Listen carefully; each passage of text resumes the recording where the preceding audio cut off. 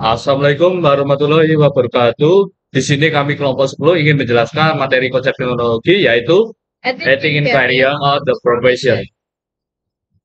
Sebelumnya kami akan memperkenalkan diri. Yang pertama yaitu saya sendiri Krisna Yuda Ardiata dengan NIM 121 220126. Dan saya Livia Faza dengan NIM 121 20149. Dan saya Ariel Tabur Mulki Deteksi Murat dengan NIM 121 220 129. Jadi, pemateri pertama yaitu dengan saya sendiri, Livia Faza, NIM 114. Langsung saja kita masuk ke materinya.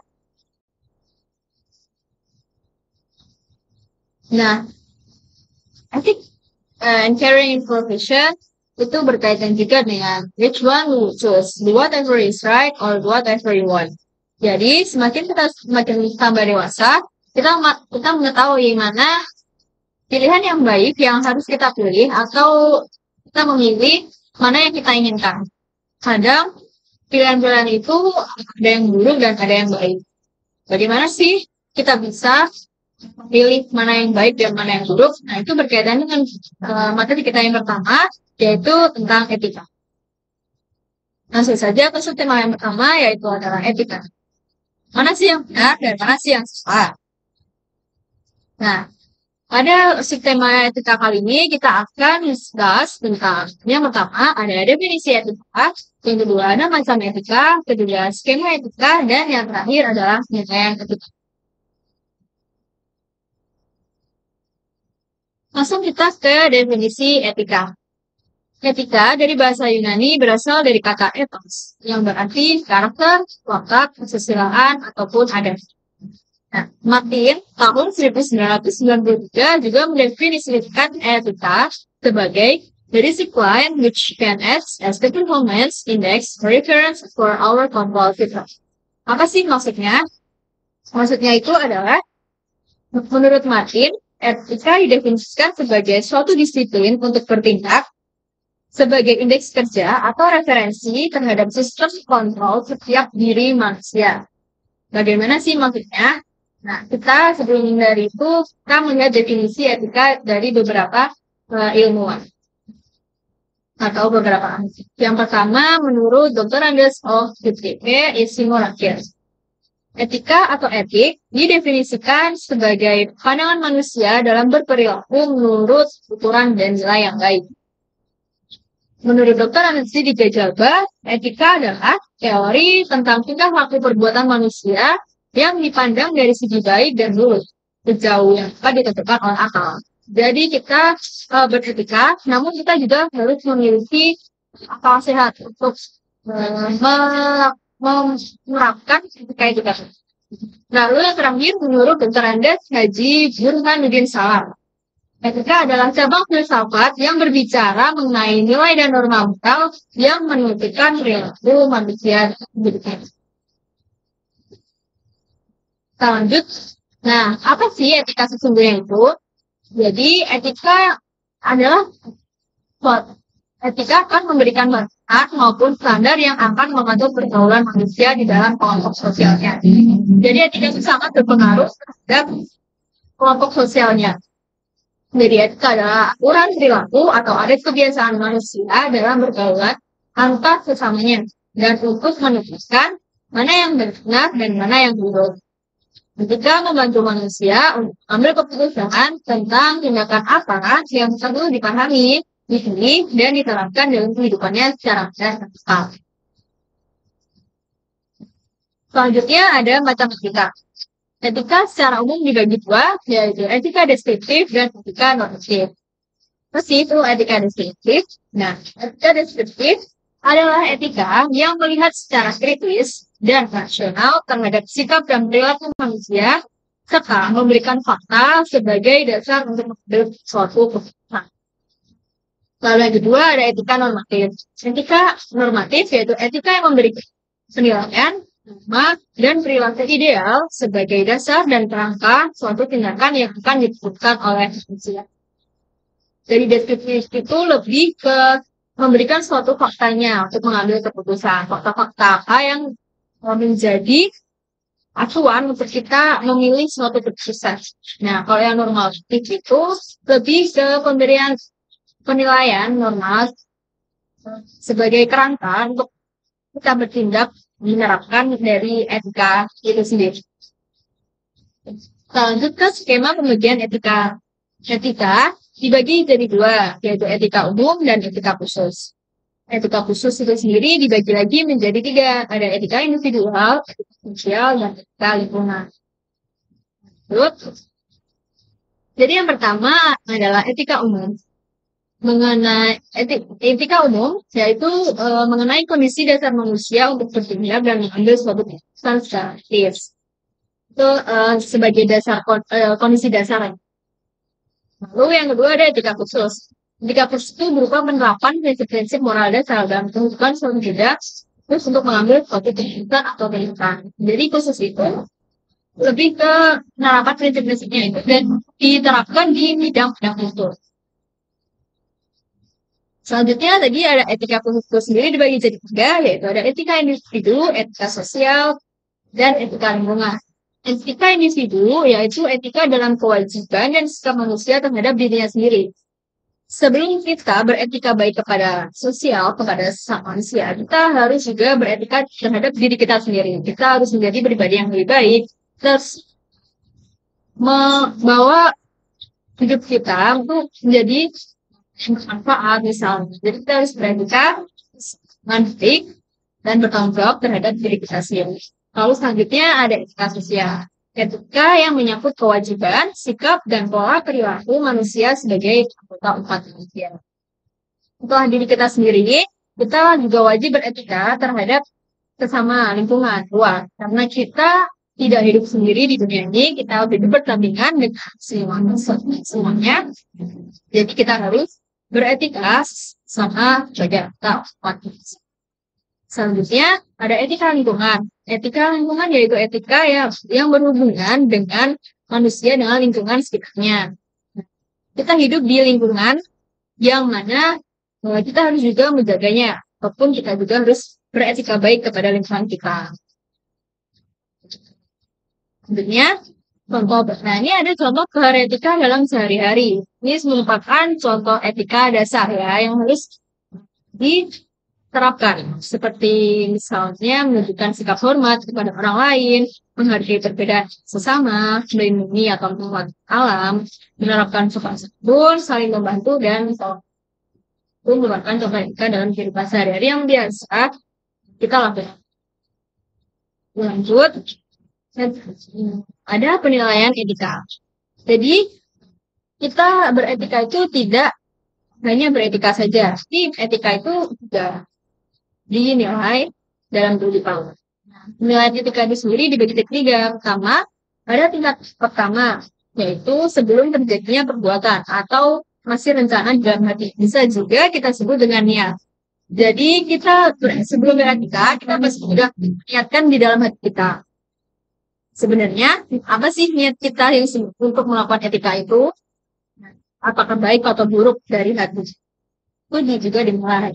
Selanjutnya ada etika kedua, yaitu merupakan perbuatan nyata atau disebut dengan pengertian. Jadi implementasinya untuk beretika di dalam kehidupan. Lalu yang ketiga itu adalah hasil perbuatannya. Hasil dari apa yang kita telah lakukan, apa yang telah kita terapkan etika tersebut, menghasilkan suatu hasil yang baik atau buruk. Nah, itu juga dinilai karena penting ya dalam beretika itu kita harus melihat dan mana yang baik dan mana yang buruk agar dapat bermanfaat bagi kehidupan dan juga membuat kehidupan jadi lebih baik lagi. Oke. Cukup sekian materi yang dapat saya sampaikan. Selanjutnya akan memasuki subtema yang kedua, yaitu profesi dan profesional, yang akan dijelaskan oleh teman saya, yaitu Yuda. Yang kedua, subtema 2, yaitu profesi dan profesional. Sebelum saya menjelaskan menurut George, saya akan menjelaskan yaitu profesi dapat dikategorikan ke dalam dua bagian, yaitu profesi pada umumnya dan profesi yang luhur menurut Kansil 1997. Secara umum profesi adalah pekerjaan yang dilakukan sebagai pekerjaan pokok agar menghasilkan nafkah hidup dan mengandalkan atau mengedepankan keahlian yang khusus. Yang kedua yaitu profesi yang luhur adalah profesi yang hakikatnya merupakan suatu pelayanan pada manusia atau masyarakat. Sumber yaitu Kansil 1997. Yang kedua, perbedaan profesi dan profesional. Yang pertama, profesi. Pertama, mengandalkan suatu keterampilan atau keahlian khusus. Kedua, dilaksanakan sebagai suatu pekerjaan atau kegiatan utama purna waktu. Ketiga, dilaksanakan sebagai sumber utama nafkah hidup. Keempat, dilaksanakan dengan keterlibatan pribadi yang mendalam. Profesional. Pertama, orang yang tahu akan keahlian dan keterampilannya. Kedua, meluangkan seluruh waktunya untuk pekerjaan atau kegiatannya. Ketiga, hidup dari situ. Keempat, bangga akan pekerjaannya. Materi yang ketiga yaitu ciri-ciri profesi. Ciri-ciri profesi pertama yaitu adanya pengetahuan khusus. Maksudnya yang biasanya keahlian dan keterampilan ini dimiliki berkat pendidikan, pelatihan, dan pengalaman yang bertahun-tahun. Yang kedua yaitu adanya kaidah dan standar moral yang sangat tinggi. Hal ini biasanya setiap pelaku profesi mendasarkan kegiatannya pada kode etik profesi. Kode etik profesi nanti saya akan dijelaskan dengan teman saya. Yang ketiga, mengabdi pada kepentingan masyarakat. Artinya setiap pelaksana profesi harus meletakkan kepentingan pribadi di bawah kepentingan masyarakat. Yang keempat, ada izin khusus untuk menjalankan suatu profesi. Setiap profesi akan selalu berkaitan dengan masyarakat, di mana-mana nilai kemanusiaan berupa keselamatan, keamanan, kelangsungan hidup, dan sebagainya. Maka untuk menjalankan suatu profesi harus terlebih dahulu ada izin khusus. Yang kelima, atau yang terakhir, kaum profesional biasanya menjadi anggota dari suatu profesi. Artinya yaitu bahwa kaum profesional adalah orang-orang yang memiliki tolak ukur perilaku yang berada di atas rata-rata. Di satu pihak ada tuntutan dan tantangan yang sangat berat, tapi di lain pihak ada suatu penjelasan mengenai pola perilaku yang tidak baik dalam rangka kepentingan masyarakat. Seandainya semua bidang kehidupan dan bidang kegiatan menerapkan suatu standar profesional yang tinggi, bisa diharapkan akan tercipta suatu kualitas masyarakat. Materi yang keempat yaitu syarat-syarat profesi. Yang pertama, melibatkan kegiatan intelektual. Kedua, menggeluti suatu batang tubuh ilmu yang khusus. Ketiga, memerlukan profesional yang alam dan bukan sekadar latihan. Memerlukan latihan. Yang keempat, memerlukan latihan dalam jabatan yang berkesinambungan. Kelima, menjanjikan karir itu dan keanggotaan yang permanen. Keenam, memberikan layanan di atas keuntungan pribadi. Ketujuh, mempunyai organisasi profesional yang kuat dan terjalin erat. Kedelapan, menentukan bagus standarnya sendiri. Dalam hal ini adalah kode etik yang akan dijelaskan teman saya. Materi yang selanjutnya yaitu etika profesi. Di Indonesia etika profesi ada dua, secara umum dan menurut para ahli. Yang secara umum yaitu pemikiran rasional tentang kewajiban dan tanggung jawab manusia sebagai anggota masyarakat, lebih khusus dalam profesi. Dan menurut ahli, etika profesi merupakan etika sosial dalam etika khusus yang memiliki tugas dan tanggung jawab pada ilmu dan profesi yang disandangnya. Materi selanjutnya yaitu prinsip etika profesi. Yang pertama, prinsip tanggung jawab. Prinsip tanggung jawab meliputi terhadap pelaksanaan pekerjaan itu dan terdapat hasilnya. Yang kedua yaitu terhadap dampak dari profesi itu untuk kehidupan yang orang lain, masyarakat, pola pada umumnya. Yang kedua, prinsip kompetensi. Prinsip kompetensi yaitu melaksanakan pekerjaan sesuai jasa profesionalnya, kompetensi, dan ketekunan. Yang ketiga, prinsip keadilan. Prinsip keadilan yaitu prinsip yang menuntut kita untuk memberikan kepada siapa saja apa saja yang menjadi haknya. Yang keempat, prinsip objektivitas yaitu menjaga objektivitas dalam memenuhi kewajibannya. Yang kelima atau yang terakhir, prinsip otonomi. Prinsip otonomi yaitu prinsip yang menuntut agar setiap kaum profesional memiliki dan ia diberi kebebasan dalam menjalankan profesinya. Yang selanjutnya yaitu peranan etika dalam profesi. Yang pertama, mengatur kehidupan bersama suatu kelompok. Yang kedua, menjadi pedoman para anggota suatu golongan masyarakat. Yang ketiga, menilai perilaku suatu masyarakat profesi. Selanjutnya, subtema 3 kode etik yang akan dijelaskan oleh teman saya yaitu Ariel. Oke, jadi selanjutnya saya akan menjelaskan subtema yang ketiga, yaitu adalah kode etik. Nah, sebelum itu, apa sih sebenarnya kode itu? Nah, kode itu yang saya cari dari internet itu ada 3 pengertian. Yang pertama itu adalah tanda, yaitu kata-kata atau tulisan yang disepakati untuk maksud tertentu. Biasanya untuk menjaga suatu kerahasiaan sesuatu.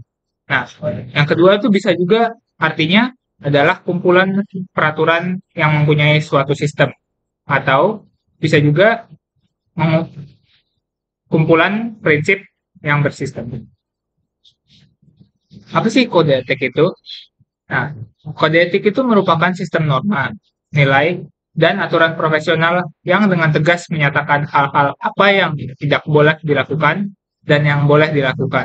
Singkatnya, kode etik itu adalah pola aturan, prosedur, tanda, dan pedoman etika berperilaku dalam suatu lingkungan tertentu. Lalu selanjutnya ada kode etik profesi.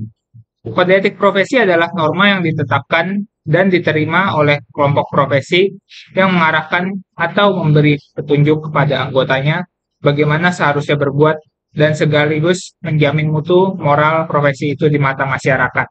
Nah, ini dikatakan oleh Bertens di bukunya tahun 1995.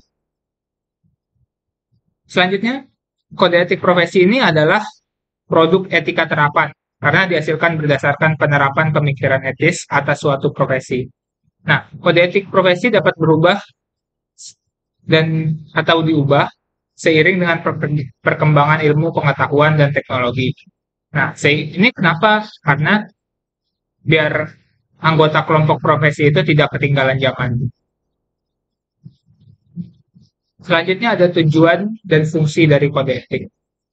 Nah, tujuan dari fungsi dari kode etik ini adalah yang pertama, untuk menjunjung tinggi martabat profesi.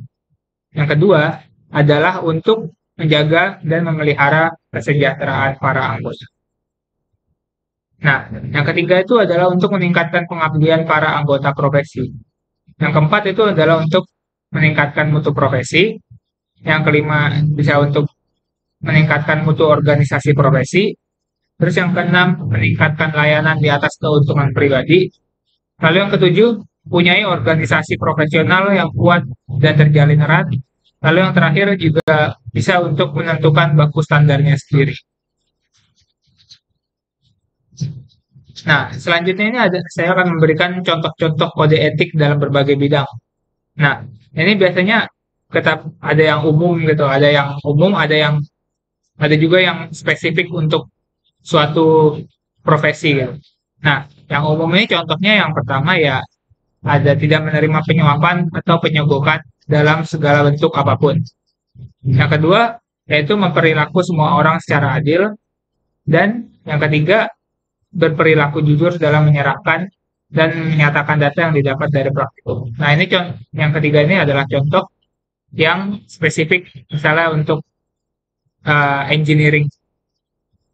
Terus yang keempat ada menjaga keamanan, kesehatan, dan kesejahteraan bersama. Lalu yang kelima, bertanggung jawab atas hal-hal yang dapat mencelakakan orang lain. Lalu yang keenam, mau memberikan kritik atau saran kepada sesama engineer agar dapat saling membantu dalam pengembangan profesi. Yang ketujuh, tidak menggunakan obat-obatan terlarang dan lain sebagainya lagi. Nah, selanjutnya mungkin kalian nanya, bagaimana sih apa yang terjadi kalau kode etik ini dilanggar? Nah, kalau kode etik ini dilanggar ya pasti kena hukuman dong. Nah, hukumannya ini berupa apa? Hukumannya ini merupakan sanksi pelanggaran kode etik. Nah, sanksi pelanggaran kode etik ini banyak yang dapat diberikan. Nah, sini saya udah ambil 4 contohnya. Yang 2 teratas ini adalah contoh sanksi berupa sanksi hukum. Jadi sanksinya ada tertulis gitu misalnya di undang-undang atau di mana. Nah, yang merupakan sanksi hukum ada 2 di sini saya tulis. Yang pertama sanksi berupa denda finansial. Nah, sanksi berupa denda finansial ya misalnya kalian melanggar gitu, sekalian kena denda, misalnya dendanya 50.000 gitu. Ya udah kalian harus bayar 50.000. Atau bisa juga sanksi dalam berupa sanksi kurungan penjara. Ya, jadi kalau kalian melanggar masuk penjara. Selanjutnya ada dua contoh lain, yaitu nah ini dua contoh yang terakhir ini merupakan sanksi sosial. Nah, sanksi sosial itu adalah sanksi ya yang berhubungan dengan sanksi yang kita terima dengan dalam hubungan kita bermasyarakat gitu. Nah, sanksi sosial ini contohnya adalah sanksi berupa pengucilan dari kelompok dan masyarakat. Lalu bisa juga sanksi dikeluarkan dari lingkungan. Nah, itu kan contohnya sosial itu kan. Lalu selanjutnya ada contoh-contoh gambar ya. Ini gambar pertama ada orang di penjara ya. Terus yang kedua ini orang kena denda mungkin karena melanggar rambu-rambu lalu lintas. Lalu yang ketiga ini ada orang yang kena sanksi sosial. Dia di foto gitu, misalnya dimasukin ke media sosial, terus orang-orang pada lihat, oh ini orang gini gitu. Itu kan termasuk sanksi sosial. Ya, demikian presentasi dari saya. Terima kasih. Cukup sekian dari kelompok A. Kurang lebihnya mohon maaf. Jika ada salah kata, kami mohon maaf. Terima Terima kasih. Assalamualaikum warahmatullahi wabarakatuh.